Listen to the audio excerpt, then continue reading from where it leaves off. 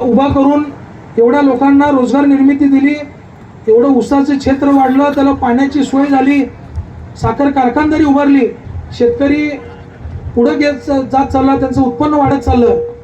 तर पवार साहेबांचं सुद्धा त्यावेळेला म्हणणं होतं, त्यावेळेपासून ते आजवर सुद्धा म्हणतात की तुम्ही राजकारणामध्ये येण्याच्या अगोदर पहिल्यांदा तुम्ही शेतकऱ्यांसाठी काम करा, शेतकऱ्यांची आर्थिक बाजू मजबूत करा, एखादी चांगली संस्था चालवा, त्या संस्थेतून तुम्ही नाव मिळवा.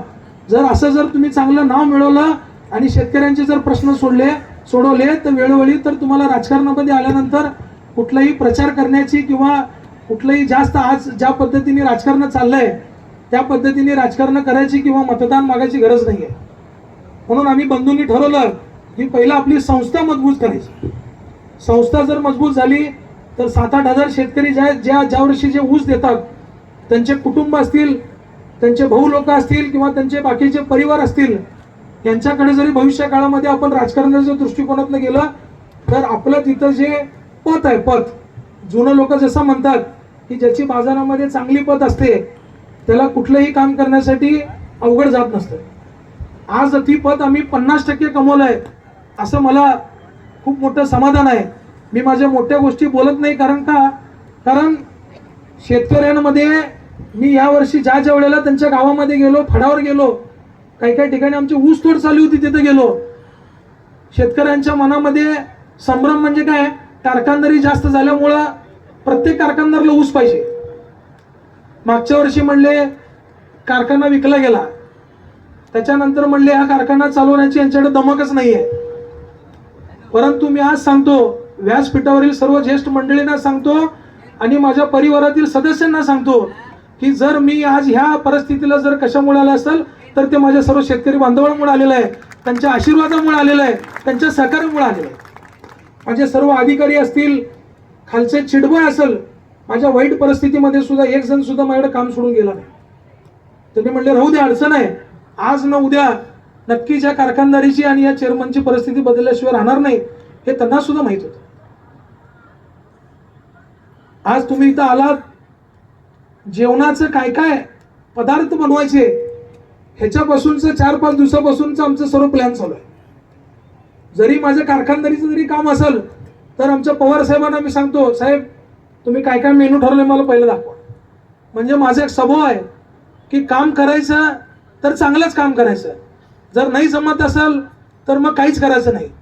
मी ज्या वेळेला 13व्या-14व्या वर्षी 9वी-10वीला होतो त्यावेळेला आमचा जो जुना व्यापार होता हा महाराष्ट्र स्टेट लॉटरीचं आमच्याकडे काम होतं. माझे वडील आणि माझे तिन्ही काका लॉटरीचा व्यापार करत होते. त्यावेळेला आधुनिक पद्धती त्याच्यामध्ये आल्यामुळे त्यांनी मला म्हणले की बाबा तू येण्याची गरज आहे.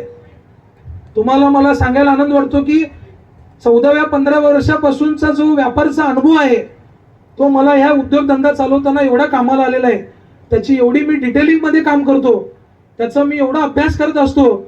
आणि मला तुम्हाला सांगतो भविष्यामध्ये या भागामध्ये शेतकऱ्यांसाठी खूप काही गोष्टी, खूप काही योजना, शेतकऱ्यांसाठी खूप काही आपल्याला करायचं आहे. त्याच्या पद्धतीने आम्ही एवढ्या जिद्दीने कामाला लागलो आहे.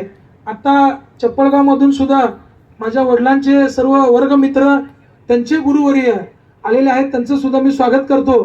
कारण त्यांना बघण्यामध्ये एवढा आनंद आहे की त्यांच्या मित्रांचा मुलगा कारखान्याचा चेअरमन, त्यांनी एवढा चांगला कार्यक्रम आयोजित केला आहे, त्यासाठी ते एवढं लांबून आले, त्यांचं खरंच मनापासून मी आभार मानतो.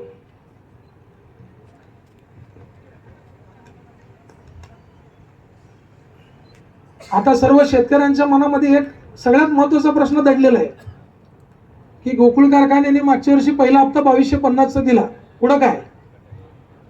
कारण पहिला हप्ता याला लय महत्व आहे. मागच्या वर्षी सुद्धा पहिला हप्ता देणारा खाजगी कारखान्यामध्ये कुठला कारखाना असेल तर आपलाच कारखाना आहे. 2016-17 साली या भागामध्ये तुळजापूर तालुक्यामध्ये प्यायला पक्षाला पाणी नव्हतं, त्यावेळेला सुद्धा फक्त कारखान्याने 1,20,000 टनाचं गाळप केलं होतं. त्यावेळेला 2800 रुपये भाव प्रति टनाने दिला होता. त्यातले काही शेतकरी इथं सुद्धा हजर आहेत.